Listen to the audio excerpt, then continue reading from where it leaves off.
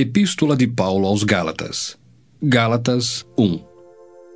Paulo, apóstolo não da parte de homens, nem por intermédio de homem algum, mas por Jesus Cristo e por Deus Pai, que o ressuscitou dentre os mortos, e todos os irmãos, meus companheiros, às igrejas da Galácia, graça a vós outros e paz da parte de Deus nosso Pai e do nosso Senhor Jesus Cristo, o qual se entregou a si mesmo pelos nossos pecados, para nos desarraigar deste mundo perverso, segundo a vontade de nosso Deus e Pai, a quem seja a glória pelos séculos dos séculos.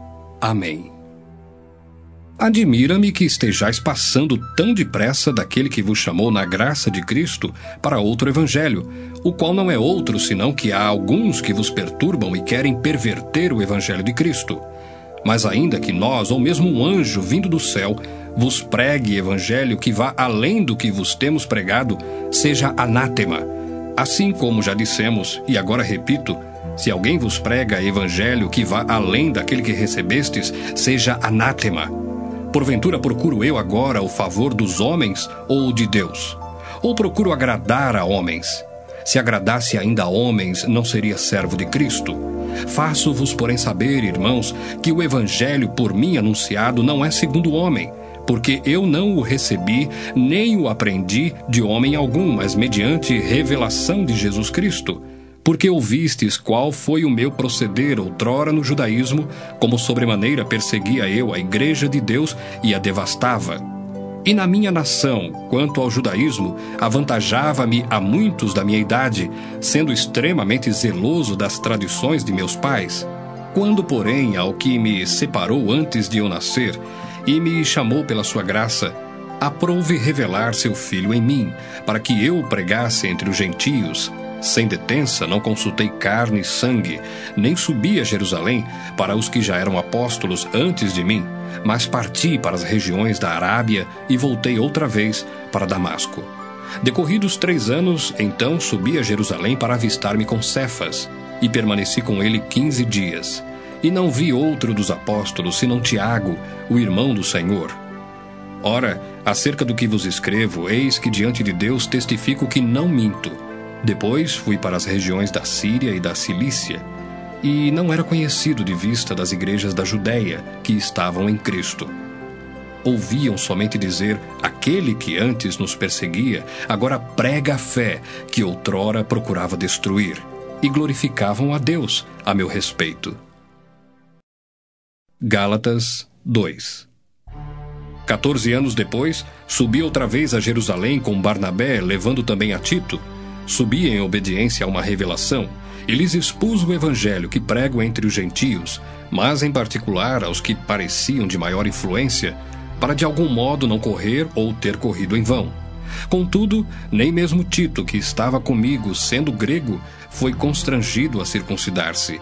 E isto por causa dos falsos irmãos que se entremeteram com o fim de espreitar a nossa liberdade que temos em Cristo Jesus e reduzir-nos à escravidão, aos quais nem ainda por uma hora nos submetemos, para que a verdade do Evangelho permanecesse entre vós.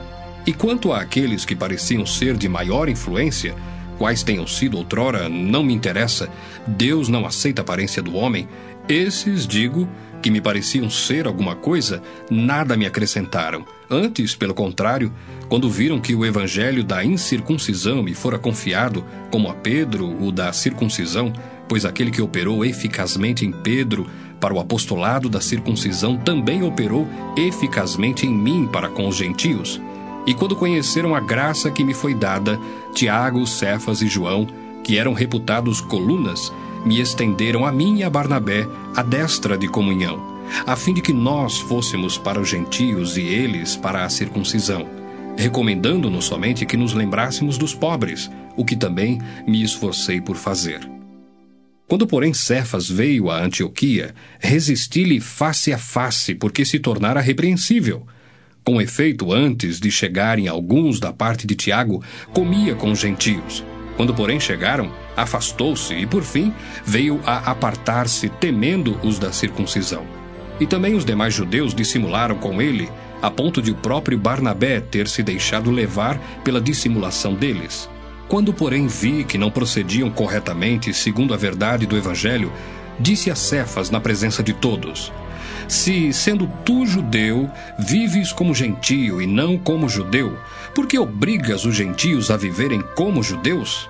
Nós, judeus por natureza e não pecadores dentre os gentios, sabendo, contudo, que o homem não é justificado por obras da lei, e sim mediante a fé em Cristo Jesus, também temos crido em Cristo Jesus, para que fôssemos justificados pela fé em Cristo e não por obras da lei, pois por obras da lei ninguém será justificado. Mas se procurando ser justificados em Cristo, fomos nós mesmos também achados pecadores, dar-se-á o caso de ser Cristo ministro do pecado? Certo que não. Porque se torno a edificar aquilo que destruí, a mim mesmo me constituo transgressor. Porque eu, mediante a própria lei, morri para a lei, a fim de viver para Deus. Estou crucificado com Cristo. Logo já não sou eu quem vive, mas Cristo vive em mim. E esse viver que agora tenho na carne, vivo pela fé no Filho de Deus, que me amou e a si mesmo se entregou por mim. Não anulo a graça de Deus, pois se a justiça é mediante a lei, segue-se que morreu Cristo em vão. Gálatas 3. Ó Gálatas insensatos, quem vos fascinou a vós outros, ante cujos olhos foi Jesus Cristo exposto como crucificado? Quero apenas saber isto de vós: recebestes o Espírito pelas obras da lei ou pela pregação da fé? Sois assim insensatos que, tendo começado no Espírito, estejais agora vos aperfeiçoando na carne? Terá sido em vão que tantas coisas sofrestes? Se na verdade foram em vão. Aquele, pois, que vos concede o Espírito e que opera milagres entre vós, porventura o faz pelas obras da lei ou pela pregação da fé?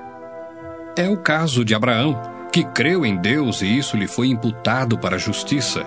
Sabei, pois, que os da fé é que são filhos de Abraão. Ora, tendo a Escritura previsto que Deus justificaria pela fé os gentios, pré-anunciou o Evangelho a Abraão. Em ti serão abençoados todos os povos. De modo que os da fé são abençoados com o crente Abraão.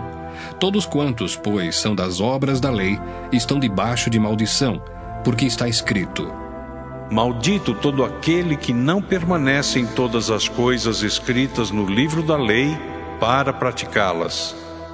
E é evidente que pela lei ninguém é justificado diante de Deus, porque o justo viverá pela fé. Ora, a lei não procede de fé, mas aquele que observar os seus preceitos, por eles viverá.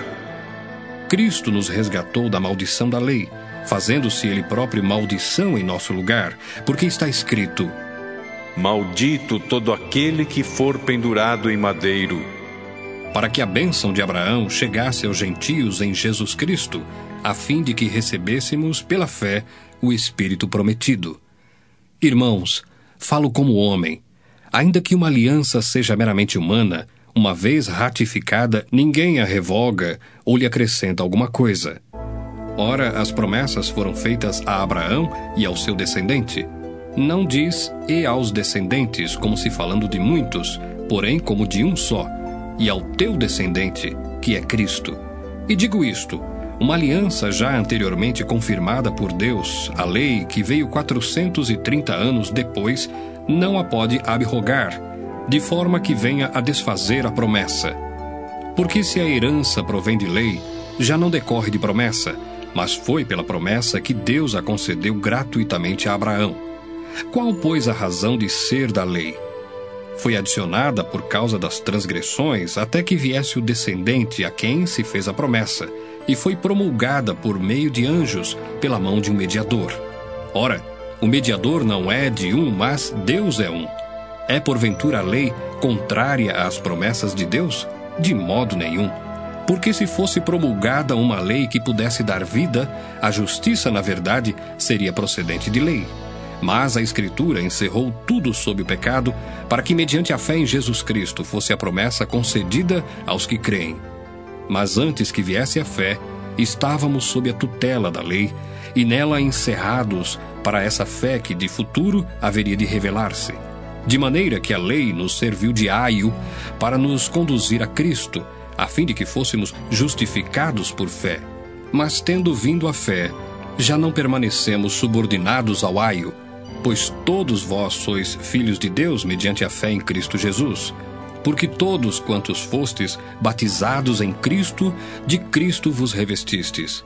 De Sarte, não pode haver judeu nem grego, nem escravo nem liberto, nem homem nem mulher, porque todos vós sois um em Cristo Jesus. E se sois de Cristo, também sois descendentes de Abraão e herdeiros segundo a promessa.